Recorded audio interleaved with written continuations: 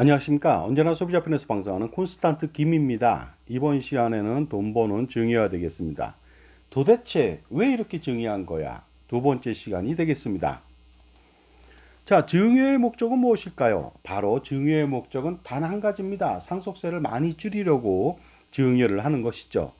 그런데 사람들은 착각을 합니다. 증여세를 많이 줄이려고 증여를 하는지 알고 있습니다. 절대로 그렇지 않습니다. 증여의 목적은 증여세를 줄이는 게 아니라 상속세를 줄이는 것이 되겠습니다. 자, 그런데 그러다 보니까요, 증여세를 줄이거나 내지 않으려고 증여하는 경우가 대단히 많은데 이것은 소탐대실이죠. 하지만 세상에는 공짜가 없는 법이고요, 대가 없는 희생 또한 없습니다. 자, 자녀한테 증여를 한번 해보도록 하겠습니다. 자녀한테 아파트를 증여하면서 부담부 증여를 했습니다. 부담부 증여라고 하는 것은 전세보증금이나 은행대출금을 끼고서 증여를 하게 된다면은 순증여액이 떨어짐으로 증여세가 줄고요. 물론 양도세는 좀 늘어날 수가 있는데 양도 차익이 별로 없다면 양도세 부담은 없겠죠. 특히 윤석열 정부에서요, 1세대 다주택자에 대한 양도세 중과를 한시적으로 매년 유예시키고 있거든요. 이러다 보니까 많은 전문가들이 단순 증여보다는 부담부 증여를 하라고 독려하는데 과연 이 말이 맞는지 제가 한번 알려드리겠습니다. 물론 부담부 증여를 하게 된다면 증여세는 엄청나게 줄어들 수가 있습니다.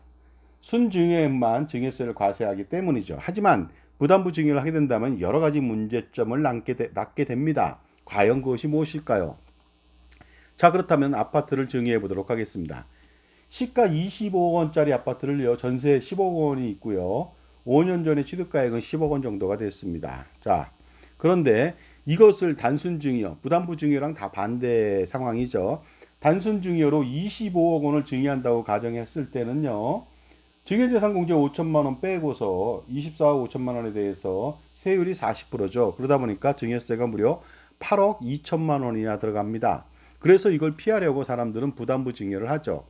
그래서 25억 중 10억 원만 증여세 과세 대상이고요. 15억 원은 양도소득세 과세 대상으로 해서 부담부 증여를 합니다. 이랬을 때 순증여액은 아파트가액에서 전세보증금 빼니까 10억 원이고 양도가액은요, 전세보증금 15억 원이 되겠습니다. 부담부 증여를 할 때 그 증여세를 산출해 보도록 하겠습니다. 10억 원을 증여한다면 5천만 원 공제받고 9억 5천에 30%, 증여세는 2억 2,500만 원밖에 나오지 않습니다. 무려 단순 증여 대비해서 5억 9,500만 원이나 절세할 수가 있습니다. 이번에는 양도소득세를 산출해 보도록 하겠습니다. 양도가액이 15억 원이죠. 전세보증금. 취득가액은요, 비율로 계산해 보니까 6억 원 정도가 됩니다. 따라서요, 어떻습니까? 그 취득가액 6억 원이라고 하는 것은 10억 원 곱하기 25억 분의 15억 원 정도 하니까 바로 나오죠. 이랬을 때 양도차익은요, 9억 원이 되는데 9억 원에 대해서요, 장기보유 특별공제 빼고 과표 8억 1천만 원에서 어떻습니까? 세율은 42% 구간에 걸립니다. 따라서 양도세는 3억 4,626만 원인데 지방소득세 10%까지 합쳐갖고 무려 3억 8,088만 원의 양도세를 증여자가 내야만 합니다. 자, 그렇다면 손익을 비교해 보도록 하겠습니다. 단순 증여를 하게 된다면 증여세는 8억 2천만 원 정도가 되겠죠. 물론 여기서 취득세는 비교하지 않았습니다. 똑같기 때문에 그렇습니다. 똑같지는 않군요. 약간 다르지만 비교하지 않았습니다. 자, 그리고요, 부담부 증여를 했을 때는 증여세 2억 2,500만 원, 양도세는 3억 8천만 원 정도 되죠. 그러다 보니까 6억 500만 원 정도 들어갑니다. 이렇게 하다 보니까 부담부 증여를 하게 된다면 절세 금액이 2억 1,500만 원이나 됩니다. 그런데 과연 절세가 되었을까요? 자세하게 심층적으로 분석해 보겠습니다. 문제점은 무엇이냐면요, 그 부담부 증여를 하게 된다면 비록 증여를 했지만 상속재산이 늘어나게 됩니다. 왜 늘어나는지 알아보도록 하겠습니다. 증여인은 채무 면탈로 전세보증금 15억 원을 면탈했습니다. 그래서 15억 원 정도의 거꾸로 재산이 는 셈이죠. 그런데 양도세 3억 8천만 원을 냈으니까 실질적으로 11억 2천만 원 정도의 재산이 늘은 겁니다. 부담부 증여를 통해서 채무 면탈이기 때문에 그렇습니다. 그렇다면 상속세를 50% 가정 시에 당장 부담부 증여를 통해서 무려 상속세가 5억 6천만 원이 늘어납니다. 그런데 이 11억 2천만 원이 가만히 있지 않잖아요. 지금 돌아가시는 거 아니니까 10년 후에 매년 4% 상승한다면 8억 2천만 원, 20년 후에는 12억 3천만 원의 상속세를 피할 수 없게 되니까 어떻습니까? 부담부 증여 좋아하다가 이러한 12억 3천만 원 상속세 폭탄 맞게 됩니다. 그리고요, 부담부 증여를 하게 된다면 납세인, 그러니까 수증인의 납세 대책이 불가능합니다. 증여세 2억 2,500만 원하고 취득세 1억 원 정도가량을 어떻게 납부합니까? 굉장히 어렵죠. 그럼 또 빚을 내야 될까요? 아니면 추가 증여해야 될까요? 이러면 굉장히 큰 손실이 발생됩니다. 그리고 또 문제점이 있습니다. 무엇일까요? 자, 지금까지 제 정보가 도움이 되신다면 무료 구독하고 좋아요 부탁드리고요. 특히 멤버십 회원가입을 통해서 보다 다양한 혜택을 받아보시기 바랍니다.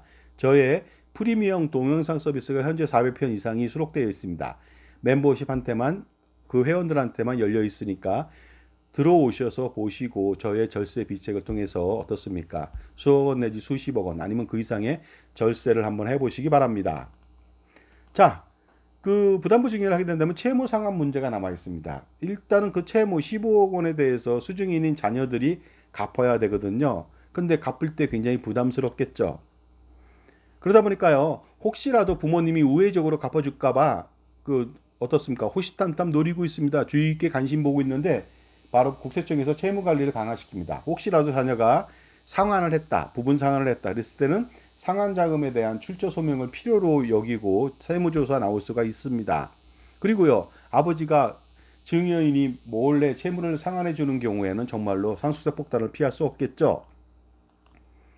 자, 그러다 보니까요, 당장의 증여세 절세 때문에, 그리고 양도세 중과 한시적 유예라고 하는 부분 때문에 부담부 증여라고 하는 정말로 그 덥석 물 수 있는 미끼를 물은 것입니다.